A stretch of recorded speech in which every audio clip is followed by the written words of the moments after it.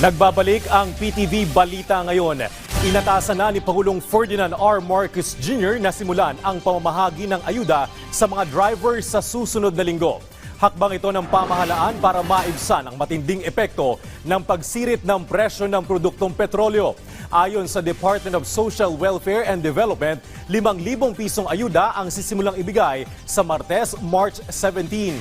Uunahin ang mga tricycle at jeepney driver. May listahan na kasi ang mga lokal na pamahalaan. Kabilang din sa mga makatatanggap ng ayuda ang mga driver ng bus, Transport Network Vehicle Service at mga pampublikong sasakyan. Ayon sa DSWD, 30 bilyong piso ang inilaan sa pamamahagi ng ayuda sa mga apektado ng pagtaas ng presyo ng langis sa ilalim ng Assistance for Individuals in Crisis Situation.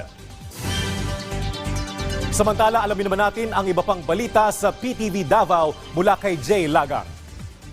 Mayong adlaw, naumana ang pagbutang og bagong asfalto sa gi-repair nga porsyon sa dalan sa Bukidnon, Davao kun Buda Road, partikular sa sitio Palakapaw sa Quezon, Bukidnon.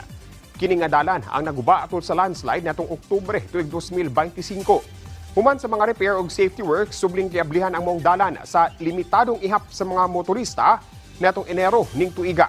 Ug karon nga nahumana ang asphalt overlay, luwas na karon nga makaagi dinhi ang tanang matang sa mga sakyanan.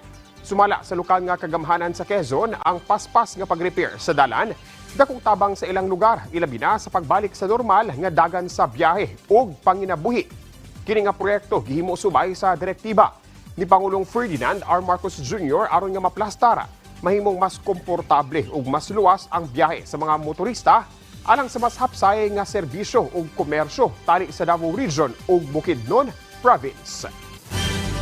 Gianunsyo sa National Museum of the Philippines kon NMP Davao nga lugwayan nila ang ilang operating hours karong semana subay sa pagsaulog sa araw ng Davao karong Marso 13 ug 14 ning tuiga adlaw nga Biyernes ug Sabado. Mag-abli ang NMP Davao gikan alas 9 sa buntag hangtod alas 7 sa gabii. Kini aron nga mahatagan og mas daghang panahon ang mga bisita nga buot nga musuroy og masayran ang gigikanan, kultura ug mga gama sa Davao City ug sa Mindanao. Libre gihapon ang pagsulod ug pagsuroy sa NMP Davao nga nahimutang sulod sa People's Park sa Palma Hill Street ning syudad. Magdala lang og valid ID ug mutuman sa mga security protocols alang sa hapsay ug luwas nga kasinatian. Ug mo kadto ang mga nagunang balita dinhi sa PTV Davao. Ako si Jay Laga. Mayong adlaw. Dagang salamat, Jay Lagang.